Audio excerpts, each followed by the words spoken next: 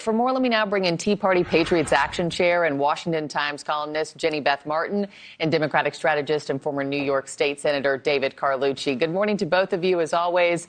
Affordability in the economy, to Mills's points here, these are top of mind for, I feel like, every voter headed into the midterms. The latest AP NORC poll found that only about a third of Americans approve of how the president is handling the economy. David, let me start with you on this one. What are voters needing to hear from the president today when he goes and makes his pitch? Yeah, they're going to need him to hear that he cares about affordability and that it's not this hoax word that he's kind of implied in the past. I think the problem that the president has is he's talking about everything but affordability. He's engaged in the war in Iran that has had a ripple effect on our economy, many problems that were kind of unexpected and not really explained to the American public, but also not bringing us along for why we're actually in that war. But then you talk about the ballroom, the reflecting pool, the fight on the White House lawn. It's everything but the kitchen table issues. So this road to housing bill is a step in the right direction, yes, and we need more bipartisan legislation. But this is not going to be enough to satisfy what voters are demanding. And that's to really not just nibble on the edges, but make some substantial changes. So yes, it's a step in the right direction. I certainly appreciate it. I know many people do, but it's not going to be enough to move anyone in one side or the other to vote a different way. It's going to have to be a continuous onslaught of this type of legislation to help the American people reclaim this affordability issue. Jenny Beth, this is the fifth time President Trump will visit Pennsylvania since returning to the White House. What are you expecting today, and what does this tell you about how critical that state is for the fight of control of Congress? Well, the state is very critical. It's a swing state, and with close congressional races, it's very important, though he's visiting in his official capacity, not on the campaign trail.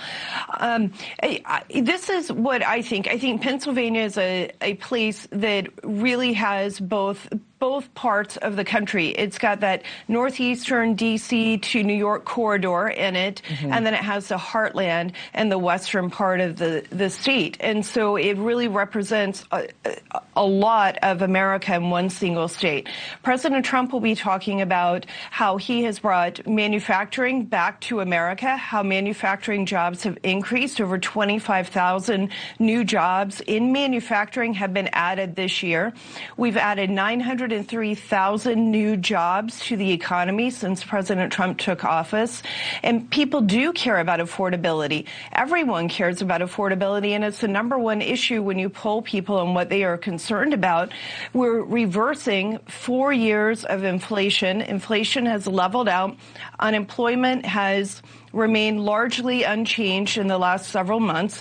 Jobs are increasing. People are able to keep more of their paycheck because the government is taking less in taxes.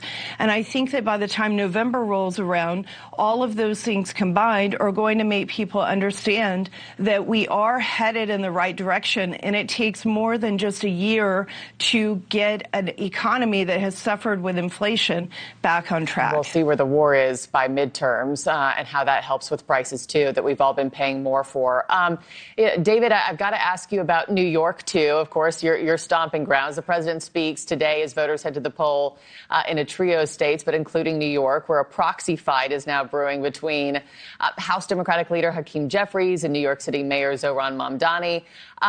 What do you make of Mamdani's endorsements and how those are changing races in the Big Apple? Because the scope of his political power is about to get put to the test tonight, and I'm curious what your expectations are.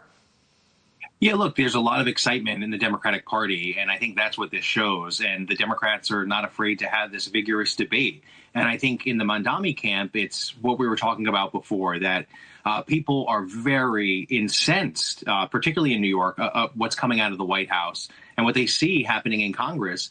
And they want their Democratic elected officials to be taking the fight further to Donald Trump and doing everything they can to reverse these policies that we think are harmful. And so I think that's where the energy is. But I think at the end of the day, this is something that is healthy for the Democratic Party. Why? Because there's no state like New York. And what happens in New York City and the politics that go with that are going to be different than what happens just across the river in New Jersey or in Montana or in other states. So I think this shows the depth and breadth of the Democratic Party, that they can compete in New York City, they can compete in New Jersey, they can compete everywhere in the country. And it's not just this, monolithic party, which is happening on the Republican side, where just disagreements get you kicked out of the party. If you don't have full allegiance to Donald Trump, you're not a Republican. And the opposite is true in the Democratic Party. We can have these diverse opinions and ideas, but we've got to let the best ideas go forward in how we're going to tackle these issues that Americans care about. So I think that's what is attracting people to this excitement in the Democratic Party. Yeah. Jenny Beth, one New York House race in particular that's grabbed national attention in recent weeks, Politico calling the Republican primary in New York's 21st congressional district, they call it bonkers over the weekend. What should viewers know about that race to replace outgoing Congresswoman Elise Stefanik? What are you expecting there? Well, I think that we're going. I need to be very clear. I'm not 100% up to speed on that particular race, so I don't want to just sit here and confuse voters. Here's what I think largely is going to happen. We're going to have nominees from both parties. I think that on the Democrat side in New York City, those nominees are going to lean much further left than the American people in general lean. And then when we get to the general election, elections are about contrast in ideas.